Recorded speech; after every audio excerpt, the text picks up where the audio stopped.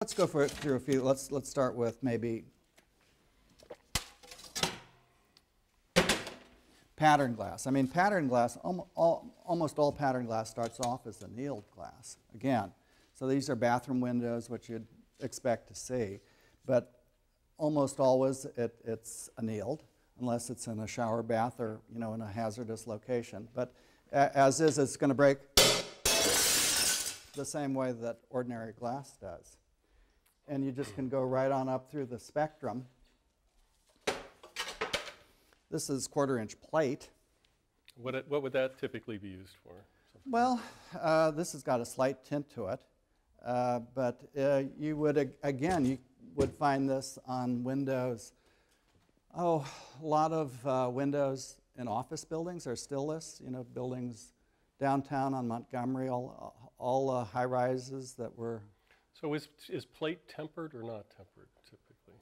Plate is not tempered, unless it's specifically tempered plate. Okay. And so in the old days, it was, you can look at a spec, and some of the old specs, it will say 1/4-inch PP, which is a giveaway of how old the architect is.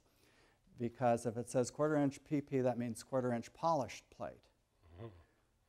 At a time, there was a time when plate wasn't polished. It was just kind of rolled out, and it would have a slight wiggle to it. And because it was poured, one end of the glass would be a little thicker at this end, a little thinner at that end.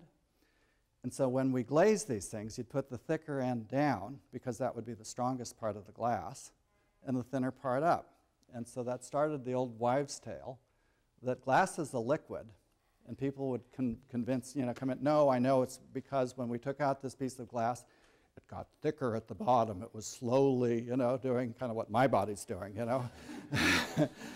thicker in the middle. And so, and we have to explain, no, that's not the case. It was put in that way. Can you tell us when they pour it? What do they pour it on? How do they actually pour it? Well, the whole process changed, really. That was, they would be pouring it probably on a steel kind of thing, but at this point, the process changed largely during after World War II. United States set up, rebuilt Belgium, rebuilt France, rebuilt. And so before, all our glass was domestic pretty much, and after World War II, it became foreign. They had all the new factories. We had all the old factories. And so they set up a product that was called twin ground, where they would pour it, then they would polish automatically the top and the bottom of the glass so it was perfectly flat. Wow! And that was the origin of the polished plate. Then, subsequent Pilkington came up with a process called float glass. And that was just revolutionized the industry, because they poured glass out on a bed of hot tin, molten tin. Why this works, how they came up with that. Clever, the English. And they just poured it out on this bed, and it was self-leveling. And they made it so fast, cooled it down. So, you go to the factory up in Stockton, where they have a big float factory, and it's just like making cellophane or whatever. This comes in, comes out, bam. And Revolut, it's now, inexpensive and quick. And so the word, technically it's not polished, but it's just plate. It works. And so then the question is, how thin do you want it? So then your window glass is done the same way now. And so it's all done on this. They just pour a little, little thinner. What we have here is a product, again, 3/16. 3/16. This used to be called, again, the old term was crystal. And if you talk to somebody my age, they would say because 3/16 was always poured glass, and it was always crystal. They didn't do a twin ground, and it was always wavy. And so it is the same thing as the 1/4-inch. And you still see it around, because they put it in where they're trying to lighten the weight. You want to put this in a window so that's not so heavy on a double hung. It's a good product, but again,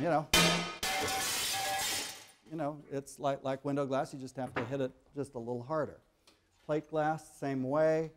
You know, this is what essentially was in Imagnans. This is what's in Mills building. This is what's in the Russ building. This is what's in the Hearst building. This is, you know, in the next quake. Actually, those things will probably be pretty safe because they're in wood frames. There's putty around them. They're going to shift. The wood kind of comes and goes and all of that. So it takes quite a bit to break a piece of plate because you can, I mean, you can, this will take quite a bit of vertical weight, actually.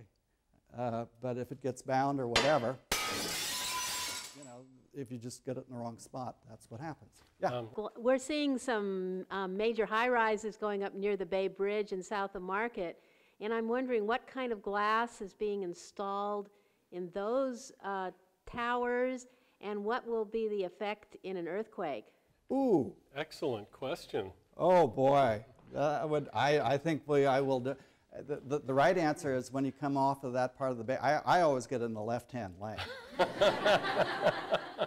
But there are those are tempered, and you know, presumably they will shift. And what it depends how much this whole thing swings, whether there's enough give and take in those frames so that they won't crack. I have seen tempered glass in the Los Angeles quake, where the tempered glass actually kept the building together. It was acting like plywood. Big surprise, where this tempered caught it right, and the frames were going, and it was the tempered, clearly, that was keeping everything together. The building was going this way, and the glass was acting almost like a shear wall. Other times it just, you know, totally collapsed. Seismically, ooh, good question. I think that would be a Laurence question. Well, they do have limits on what both the transient drift and the permanent drift is allowed to be of these buildings, how far they're allowed to sway and how far out of plumb they're allowed to be at the end, basically.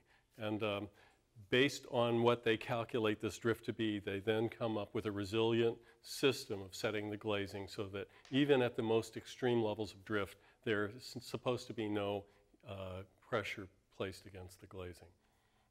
And so that's the design. We will wait for a big earthquake and see how it plays out. But should be okay. The drift issues are things that we've been talking about for these high-rise buildings. What are appropriate drift limits, and how much can a 600-foot building really, you know, permanently be displaced to still be an acceptable building?